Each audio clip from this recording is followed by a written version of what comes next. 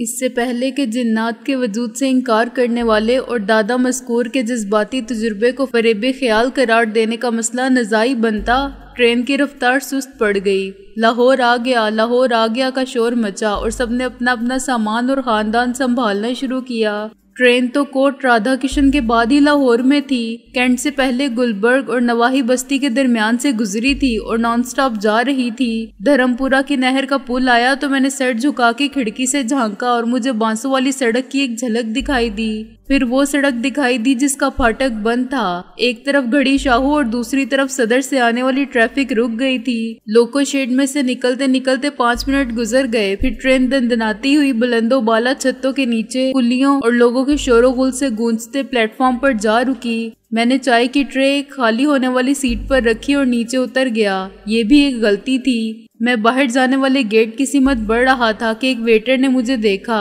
ارے 210 تو کہاں جا رہا ہے؟ وہ چلایا۔ جانا تو مجھے تھا، تم بھی جاؤ، میں نے پلٹ کر دیکھے بغیر کہا۔ میں نے کیا راستہ روکا ہے تمہارا؟ شک اسے میری آواز پر ہی ہو گیا تھا۔ لیکن تو نے میری جگہ پشاور تک جانے کا وعدہ کیا تھا۔ پھر اس نے میرے قریب آ کے میرا کندھا پکڑا۔ تم 210 تو نہیں ہو؟ میں نے اسے پوری قوت سے دھکا دیا اور وہ پیچھے آنے والے بہت سے مسافروں کو گراتا ہوا گرا۔ کچھ مسافروں کے ہاتھ سے سامان چھوٹ گیا۔ ایک کلی توازن برقرار نہ رکھ سکا اور سامان سمیت گرا تو 2 خواتین نیچے دب گئیں۔ انہوں نے برقعوں کے اندر سے چیخنا شروع کیا۔ پلیٹ فارم پر بھگدڑ مچ گئی اور باہر جانے کا راستہ بند ہوتے ہی پلیٹ فارم پر ایک ہجوم اکٹھا ہو گیا۔ میں نے ایک لمحہ ضائع کیے بغیر دوڑ لگائی اور اس کمرے میں داخل ہو گیا جس کے باہر ٹکٹ کلرکس آفس لکھا ہوا تھا۔ نیم تاریک کمرے میں 4 ٹکٹ کلرک لمبی سی میز کے آخری کنارے پر فارغ بیٹھے تاش کھیل رہے تھے۔ ایک نے سر اٹھا کے مجھے دیکھا۔ کسے تلاش کر رہا ہے پہلوان؟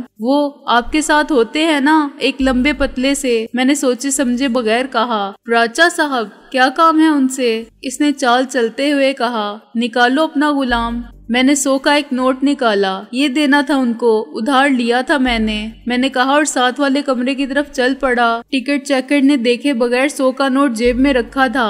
نہ جانے پراچا کون تھا، شاید میں چودھری کہتا تب بھی کوئی نہ کوئی نکل ہی آتا۔ کنفیوژن اس وقت پیدا ہوگا جب کوئی نامعلوم پراچا 100 روپے کسی بھی ویٹر کو ادھار دینے کی بات نہیں مانے گا۔ اس وقت تو میں کسی چور دروازے سے باہر جانا چاہتا تھا۔ پھر مجھے اچانک احساس ہوا کہ میں اسسٹنٹ ماسٹر کے کمرے میں موجود ہوں۔ اس نے اینک لگا کے مجھے گھورا ہی تھا کہ میں معاف کرنا جناب کہہ کے پیچھے سے باہر نکل گیا۔ ریلوے اسٹیشن کے جنجال سے نکل کے میں نے اطمینان کا سانس لیا کہ مصیبت ٹل گئی۔ میں نے عظیم الشان کلاک ٹاور دیکھا۔ اس میں 6:10 ہوئے تھے۔ میں نے 8 بجے منظر کے گھر پہنچنے کا وعدہ کیا تھا، تاہم مجھے 1 گھنٹہ پہلے جانے میں بھی کوئی حرج نہیں تھا۔ میرا خیال تھا کہ محسن صبح 8 بجے روانہ ہوا ہوگا تو تقریباً 1 بجے ملتان پہنچے گا۔ ممکن ہے رابعہ اسے اپنے کار میں لے گئی ہو۔ اگر 2 بجے کے بعد الگ الگ کاروں میں واپس روانہ ہوئے تو 7 بجے کے بعد ہی لاہور پہنچیں گے۔ مجھے اتنا وقت مل جائے گا کہ میں اس وردی کو اتار کے پھر سکندر بخت بن جاؤں اور وردی کو سنبھال کے رکھ لوں۔ تھانے دار اور ویٹر کی وردی حاضر اسٹاک میں دستیاب رہے گی تو وقت ضرورت کام آئے گی۔ میرا خیال تھا کہ رکشہ لوں اور بازار سے گزرتے ہوئے اپنے سائز کا شلوار قمیض خرید لوں، لیکن میری مشکلات ابھی ختم نہیں ہوئی تھیں۔ تانگا سٹینڈ پر فوجی نے مجھے دیکھ لیا۔ اپنی ٹیم کو 2 تانگوں میں فٹ کر چکے تھے اور خود 5ویں سوار کی طرح کھڑے رہ گئے تھے جس کے لیے جگہ کہیں نہ تھی۔ تانگے میں تو جگہ نہیں ہے پہلوان، گھوڑے پر بیٹھ جا، کسی نے کہا اور میں ہنس پڑا۔ پلٹ کر دیکھتے ہی ہماری آنکھیں 4 ہوئیں اور میں نے خود کو ہوجی کی آتش فشاں نظروں کو 2 فٹ کے فاصلے پر پایا۔ ان کے حلق سے ایک گھٹی گھٹی چیخ نکلی۔ ابے بدماش، انہوں نے کہا جسے تانگے والے نے اپنی بات کا رد عمل سمجھا۔ کسے کہا ہے بدماش پہلوان؟ تانگے والا چھلانگ لگا کے نیچے آیا۔ فوجی فیملی کی پروڈیوسر نے زنانہ گالیاں دینی شروع کر دی تھی مگر میں وہاں سے رفو چکر ہو گیا۔ فوجی کو جارحیت پسند تانگے والے کی غلط فہمی دور کرنے اور اسے میرے بارے میں معلومات بہم پہنچانے میں جو چند منٹ لگے وہی میرے کام آئے۔ میں نے ایک موٹر سائیکل والے کو پان سگریٹ کی دکان کے سامنے رکتے دیکھا۔ اس نے موٹر سائیکل کو سٹینڈ پر کھڑا کیا، انجن کو چلتا چھوڑ کے اترا اور جیب سے پرس نکال کے کچھ لینے کے لیے بڑھا۔ اس کے خیال میں خطرے کی کوئی بات نہیں تھی۔ موٹر سائیکل اس کے بالکل پیچھے 2 قدم دور کھڑی تھی اور اسے 2 منٹ میں لوٹ آنا تھا۔ میں نے ادھر ادھر دیکھا اور میدان صاف پا کے دوڑتے ہوئے موٹر سائیکل اٹھاتے ہی گیئر میں ڈال دی۔ نئی موٹر سائیکل کی پک اپ اچھی تھی مگر اس کے مالک کو فوراً علم ہو گیا تھا کہ موٹر سائیکل گئی۔ وہ میرے پیچھے بھاگا۔ موٹر سائیکل نے پورا ایکسلریٹر دینے کے باوجود زیادہ سپیڈ نہیں پکڑی تھی، لیکن اس کی بدقسمتی کہ وہ ایک بدحواس شخص سے ٹکرا گیا جو رکشہ سے اترا تھا۔ شاید وہ لیٹ ہو گیا تھا اور اسے گاڑی نکل جانے کا ڈر تھا کہ اس نے بھی مخالف سمت میں دوڑ لگائی۔ ان کے باہمی تصادم نے مجھے اس آخری مشکل مرحلے سے کامیاب و کامران گزرنے کا موقع فراہم کیا۔ بہت سے لوگ ویٹر کی وردی میں ایک موٹر سائیکل سوار کو دیکھ کر خوش ہوئے اور یوں ہنسے جیسے سرکس میں لوگ جوکر کو موٹر سائیکل چلاتے دیکھ کر خواہ ہنسنے لگتے ہیں۔ موٹر سائیکل کو میں نے اطمینان سے ایک گلی میں چھوڑا اور وہاں سے تانگے میں بیٹھ گیا۔ کیا ایڈونچر تھا یہ مختصر سفر بھی۔ اپنی طرف سے میں نے بس کے سفر کو غیر محفوظ سمجھتے ہوئے ٹرین کا انتخاب کیا تھا، لیکن ہوا اس کے برعکس۔ اب میاں ہوجی کے علاوہ ان کے چند ہم سفر باتھ روم سے دریافت ہونے والا بے ہوش ویٹر اور وہ ویٹر جس نے پہچان لیا تھا کہ میں 210 نمبر نہیں ہوں، ایک ٹکٹ کلرک، ایک تانگے والا اور ایک موٹر سائیکل والا میری جان کے دشمن تھے، اور ان سب کی نظر میں میری حیثیت ایک مجرم کی تھی جسے وہ شناخت کر سکتے تھے۔ لا حول ولا قوتا۔ اس سے تو کہیں بہتر ہوتا کہ میں کسی بس میں بیٹھتا اور سیدھا لاہور آ کے اتر جاتا، مگر جیسے گیدڑ کی شامت اسی شہر کی طرف لے جاتی ہے، میری شامت اعمال مجھے ریلوے اسٹیشن لے گئی تھی۔ شلوار قمیض تو میں نے تانگا ذرا سی دیر کے لیے رکوا کر خرید لیے، مگر ان کو پہننے کی نہ جگہ تھی اور نہ فوری ضرورت۔ تانگے والے کو میں نے خوش کر کے ایک فرلانگ پہلے ہی رخصت کیا اور باقی فاصلہ پیدل طے کر کے عبدالودود منظر کے گھر پہنچا۔ رابعہ کی گاڑی باہر موجود تھی۔ مجھے اس کے قبل از وقت پہنچ جانے سے ایک عجیب سی خوشی ہوئی۔ اضطراب عشق نے اسے بہت پہلے کھینچ لیا تھا۔ محسن ابھی تک واپس نہیں آیا تھا، ورنہ دوسری کار بھی وہی موجود ہوتی۔ گھنٹی کا بٹن دبانے کی کوشش میں مجھے کرنٹ لگا۔ میں نے زیر لب منظر کو گالی دے کر دروازہ بجایا۔ کون ہے بے؟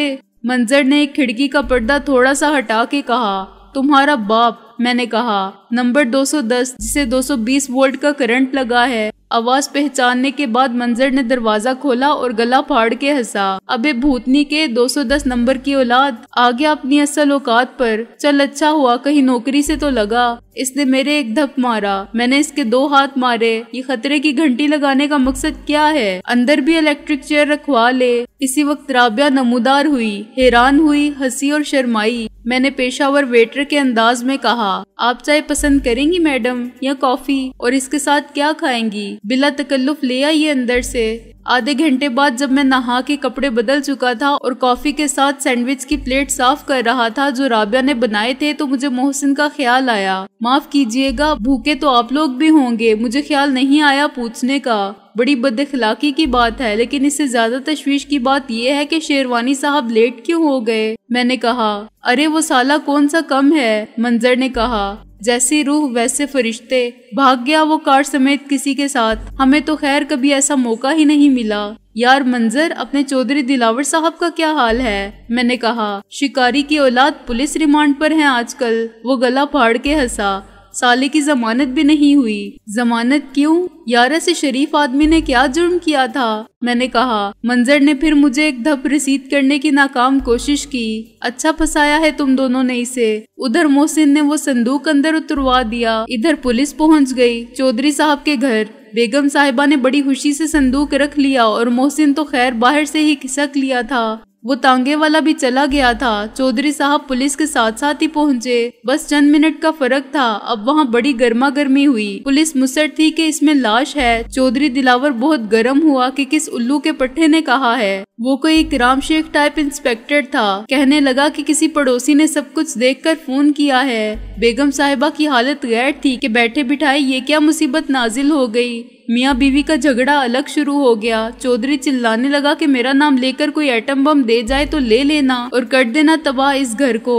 پھر پولیس سے لڑنے لگا کہ تم اندر کیسے آئے؟ خانہ تلاشی کے وارنٹ ہیں، یہ گھر کا سامان ہے۔ اس نے کہا کہ یہ چھاپا مارا ہے ہم نے، وارنٹ بھی لے لیں گے، لیکن اچھا ہے آپ صندوق کھول کر دکھا دیں۔ اس نے انکار کیا۔ شک تو تھا اسے کہ معاملہ گڑبڑ ہے۔ انسپیکٹر نے کہا پھر میں تمہیں اپنی ذمہ داری پر گرفتار کر کے لے جاتا ہوں اور یہ صندوق بھی۔ اس کے ساتھ پولیس کی نفری تھی۔ دلاور کی پوزیشن بڑی خراب ہونے لگی۔ انسپیکٹر اسے ہتھکڑی لگا کے لے جانے پر مصر تھا اور یہ بڑی بے عزتی کی بات تھی۔ صندوق میں کیا ہے وہ یہ خود بھی نہیں جانتا تھا۔ اس نے انسپیکٹر کو اندر لے جا کے بات کرنی چاہیے۔ مقصد تھا کچھ دے دلا کے اسے رخصت کرے۔ اس نے دوسری فرد جرم عائد کر دی۔ چودھری دلاور نے اس سے فون کروانے کی اور اس سے بات کرنے کی دھمکی دی، مگر وہ انسپیکٹر تو اینٹ گیا کہ اب تو چاہے نوکری جائے یا پھانسی مجھے ہو جائے، میں یا تو صندوق کھول کے دیکھوں گا یا ساتھ لے جاؤں گا۔ چودھری کے لیے اس کے سوا چارہ نہ رہا کہ صندوق کا تالا توڑ دے۔ اس کے خواب و خیال میں بھی نہیں تھا کہ اندر سے کیا نکلے گا، نہ اسے یہ امید تھی کہ اکرام شیخ کے علاوہ بھی پولیس میں کئی اکرام شیخ ہیں۔ تالا توڑنے کے بعد اس پر ہارٹ اٹیک ہوا۔ اس کی بیوی وہیں بے ہوش ہو گئی۔ بڑا ہنگامہ ہوا۔ پولیس نے لاش قبضے میں لی اور چودھری دلاور کو اٹھا کر لے گئے۔ ہارٹ اٹیک تو انہوں نے صاف مکر قرار دیا۔ اتنے بڑے جھوٹ کے بعد وہ دلاور کی کوئی بات ماننے کے لیے تیار نہ تھے۔ معلوم نہیں وہ کیسے زندہ بچ گیا۔ ڈاکٹر نے اس کو تھانے میں آ کر دیکھا تھا۔ اس نے ہسپتال بھیجنے کی سفارش نہیں کی؟ میں نے کہا کی تھی، لیکن وہ سرکاری ڈاکٹر نہیں تھا۔ منظر بولا دلاور کا فیملی ڈاکٹر تھا۔ پھر دلاور ٹھیک ہو گیا اور اس کے خلاف FIR درج ہو گئی۔ خاصے سنگین الزامات عائد ہو گئے اس پر۔ مزید یہ کہ اس کی شریک حیات کا نام چشمدید گواہوں میں آ گیا۔ اس کے اپنے ڈرائیور اور ہانسامہ کے ناموں کے علاوہ اس نے ٹاپ کے وکیل کیے ہیں۔ 14 دن کا ریمانڈ ختم ہوگا تو ضمانت ہوگی۔ ویری گڈ، میں نے جوش سے ہاتھ مل کے کہا۔ پوائنٹس برابر ہوتے جا رہے ہیں۔ اسی وقت دروازے پر دستک ہوئی۔ حسب عادت منظر نے پردہ ہٹا کے جھانکا اور مجھے اشارے سے بلایا۔ میں نے دیکھا تو دروازے پر محسن کھڑا تھا، لیکن وہ اکیلا نہیں تھا۔ اس کے ساتھ ڈاکیے کی وردی میں شوفر کی خدمات بجا لانے والا وہ ٹرک ڈرائیور بھی تھا جو پہلے ہمارے نقطۂ نظر سے صف دشمناں میں شامل تھا اور اب ہم سے مل گیا تھا۔ وہ بھی اس کی مجبوری تھی اور یہ بھی، مگر خود اپنی نظر میں وہ دھوبی کا کتا ہو گیا تھا جو نہ گھر کا رہے نہ گھاٹ کا۔ تقدیر بھی آدمی کے ساتھ کیسے مذاق کرتی ہے۔ تافو صرف 1000 روپے ماہانہ پر ٹرک چلا کے لاہور سے کراچی آتا جاتا تھا۔ سینکڑوں ہزاروں ٹرک ڈرائیور کی طرح جو مال برداری کے سوا کچھ نہیں کرتے، اور یہ مال کسی بھی اعتبار سے ناجائز نہیں ہوتا۔ وہ ایک بہت بڑے قانون شکن گروہ کا اعلی کار تھا، لیکن یہ بات اسے معلوم نہیں تھی۔ پھر اچانک ہرس و طمع سے گمراہ ہو جانے والی رحمت کباڑی نے اسے مجبور کر دیا کہ وہ مال حرام میں برابر کا شریک بن جائے۔ وہ انکار کرتا تب بھی مارا جاتا۔ شریک جرم ہو جانے کے بعد بھی اسے سزائے موت ہی ملی۔ اوپر والوں کو معلوم ہو گیا تھا کہ رحمت کباڑی نے اور اس ٹرک ڈرائیور نے مل کر 10 لاکھ کے مال کو ہرد برد کر دیا ہے۔ اپنی طرف سے انہوں نے دونوں کے لیے موت کا فرمان جاری کر دیا تھا، مگر قدرت کی طرف سے اپنے انجام کو وہ پہنچا جو اصل مجرم تھا اور اس سزا کا مستحق تھا۔ تافو کو 5 لاکھ کے عوض اپنی اور اپنے بیوی بچوں کی زندگی گروی رکھنا منظور نہ تھا، اور وہ جینے کی آرزو میں ہمارا سہارا پا کے نئی امید کے ساتھ جدوجہد کر رہا تھا۔ تافو بہت تھکا ہوا اور پسے مردہ تھا۔ مجھے دیکھ کر وہ مسکرایا اور میں نے حیرت و مسرت کے ساتھ ہاتھ ہلا کے اسے اندر کھینچ لیا۔ میں تو سمجھا تھا تم کھو گئے۔ میں نے کہا کہاں چلے گئے تھے تم؟ میں نے چنگی ناکے سے گزر کر آپ کا بہت دیر تک انتظار کیا۔ وہ بولا۔ پھر میں نے فائرنگ کی آواز سنی اور بہتر یہی سمجھا کہ گاڑی سے نکل جاؤں۔ گاڑی میں نے سڑک کے کنارے محفوظ جگہ پر چھوڑ دی تھی اور ملتان چلا گیا تھا۔ تمہیں مجھ سے زیادہ گاڑی کی فکر تھی؟ میں نے ہنس کر کہا مجھے یقین تھا کہ آپ تو کسی نہ کسی طرح ملتان پہنچ ہی جائیں گے۔ وہ بولا گاڑی پکڑی جاتی تو میرے لیے بھی مشکل پیدا ہو جاتی اور آپ کے لیے بھی پریشانی میں اضافہ ہوتا۔ کیا میں نے غلط کیا جناب؟ نہیں، تم نے عقل سے کام نہ لیا ہوتا تو اس وقت گاڑی کے ساتھ یہاں نہ پہنچ پاتے۔ میں نے کہا میں تو واقعی ملتان پہنچ گیا تھا، تم نے گاڑی کو پھر کیسے تلاش کر لیا؟ بس جی، میرا خیال تھا کہ آپ اگر ملتان گئے تو اچھے ہوٹل میں ہی ٹھہریں گے۔ وہ بولا میں نے ساری رات تمام فرسٹ کلاس ہوٹلوں میں دیکھا، مگر گاڑی مجھے کہیں نظر نہ آئی۔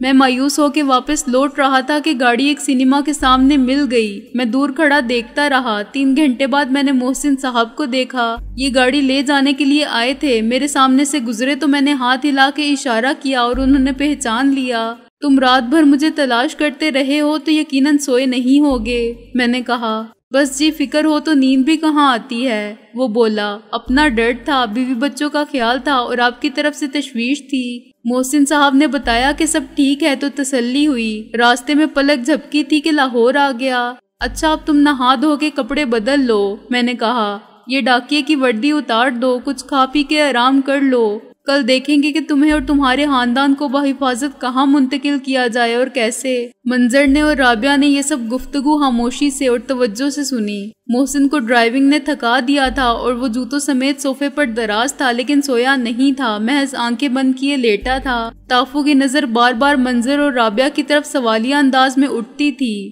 یہ اپنے دوست ہیں تافو، میں نے کہا، بہت بڑے اور قابل وکیل ہیں۔ یہ منظر صاحب تو تم کو بھی نظر آ رہے ہوں گے کہ کتنے بڑے ہیں، اور یہ قانونی، یہ بہت قابل وکیل ہیں۔ محسن نے آنکھیں کھول کر کہا، مگر ان کی قابلیت کے اور ان کے جملہ حقوق محفوظ ہیں۔ محسن نے بڑی متانت سے بات کی تھی، لیکن تافو کیا سمجھتا۔ رابعہ کا رنگ گلابی ہوا اور اس نے گھور کر محسن کی طرف دیکھا، لیکن وہ مزے سے لیٹا ٹانگ ہلاتا رہا۔ پھر منظر نے ہو کر کے ہنسنا شروع کیا تو رابعہ مزید خفیف ہوئی، لیکن محسن کی سنجیدگی میں فرق نہیں آیا۔ یار منظر، میں نے کہا، یہ اپنے ساتھی ہیں، ان کے نہانے دھونے کا اور قیام و طعام کا کچھ انتظام کر۔ اس پوسٹ مین کی وردی کی جگہ اگر شریفانہ کپڑے مل جائیں تو اچھا ہے۔ شریفانہ کیا؟ اپنے کفن ہے جو ہم تیری خاطر سر سے باندھے پھرتے ہیں، منظر بولا۔ اسی سے یہ بھی گزارا کر سکتے ہیں تو چشمے ماں روشن دل ماں شاد۔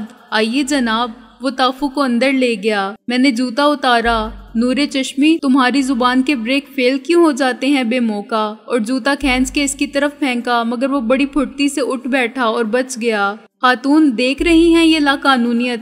وہ چلایا۔ آپ کی نظروں کے سامنے ہو رہی ہے یہ دست درازی۔ میں اس قاتلانہ حملے کے خلاف احتجاج کرتا ہوں۔ اس نے جوتا اٹھایا اور کھڑکی سے باہر پھینک دیا۔ باہر سے کسی کے ہلڑ مچانے کی آواز آئی۔ میں کھڑکی کی طرف دوڑا۔ مار دیا جوتا اپنے ماموں کو؟ اس نے کھڑکی سے باہر جھانک کر کہا۔ آ رہے ہیں وہ جوابی کارروائی کے لیے، جا ان سے جوتا وصول کر۔ جس کا جوتا اسی کا سر، محسن نے کہا اور اپنے دونوں جوتے سر کے نیچے رکھ کر لیٹ گیا۔ مجبوراً مجھے جانا پڑا۔ دروازہ کھولتے ہی میری نگاہ ایک پہلوان ٹائپ شخص پر پڑی، جس کی شخصیت کا سب سے نمایاں حصہ مونچھیں اور پیٹ تھا۔ بھولے پہلوان کے سر پر جوتا رسید کرنے کی جرت کس نے کی ہے؟ وہ جوتا اٹھا کے پھنکارنے لگا۔ اپنے جسم کے مقابلے میں پہلوان کی آواز مضحکہ ہے، اس حد تک نسوانی تھی، لیکن میں نے ہنسی کو ضبط کیا۔ ایسی جرت کون کر سکتا ہے پہلوان جی؟ میں نے مسکینی سے کہا۔ بچے نے غلطی سے باہر پھینک دیا۔ کس کا بچہ تھا اور جوتا کس کا تھا؟ پہلوان نے جوتا دیوار پر مار کر کہا۔ تمہارا؟ توبہ توبہ، میں تو ابھی خود بچہ ہوں پہلوان جی، وہ بہنوئی ہے میرا۔ اس نے کہا۔ تھانے دار ہے نا، اس لیے بچے کو عادت پڑ گئی ہے شرفا کو جوتے مارنے کی۔ جوتا بے شک میرا ہے۔ پہلوان کا سارا جوش و خروش ٹھنڈا پڑ گیا۔ بھانجے اور جوتے کو سنبھال کے رکھو، اس نے جوتا مجھے تھما کر کہا۔ این اسی وقت جب پہلوان واپس جانے کے لیے مڑا اور میں نے دروازہ بند کیا، ایک جیپ دروازے کے سامنے آ رکی۔ اس میں سے مجھے انکل رضوی کا چہرہ نظر آیا، جو پوری وردی میں تھے اور اپنے ساتھ پولیس کی نفری بھی لائے تھے۔ میں واپس بھاگا۔ ان کے یوں آنے کا مقصد میری گرفتاری کے سوا کچھ نہیں ہو سکتا تھا، لیکن میں حیران تھا کہ انہیں منظر کے گھر میں میری موجودگی کی اطلاع کیسے مل گئی۔ یہ فرض کرنا محال تھا کہ گھر کے کسی فرد نے انہیں فون پر مطلع کر دیا ہوگا۔ شاید مجھے کسی نے یہاں آتے ہوئے دیکھا اور پہچان کر پولیس کو خبر کر دی۔ اس وقت یہ سوچنے کی مہلت ہی نہیں تھی۔ چند سیکنڈ میں اندر جا پہنچا۔ محسن، انکل رضوی نے میری گرفتاری کے لیے چھاپا مارا ہے، میں نے کہا۔ محسن ایک دم کھڑا ہو گیا اور اس نے کھڑکی سے باہر دیکھا۔ رابعہ کا رنگ اڑ گیا تھا اور وہ بت بنی کھڑی رہ گئی تھی۔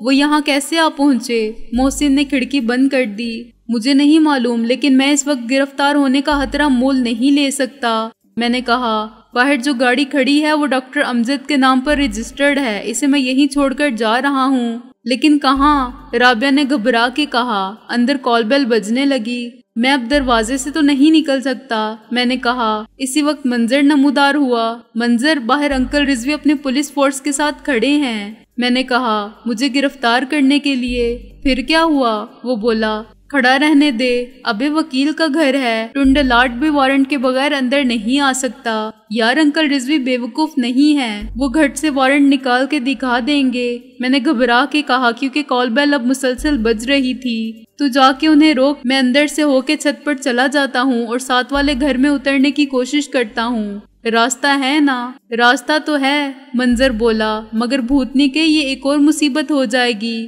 وہ گلی کا محاصرہ کر لیں گے۔ تو جا دروازہ کھول، میں نے کہا، اور محسن، تافو پر آنچ نہ آئے، کہہ دینا گھر کا نوکر ہے، میں پھر رابطہ قائم کروں گا۔ میں نے ایک نظر رابعہ کو دیکھا اور غائب ہو گیا۔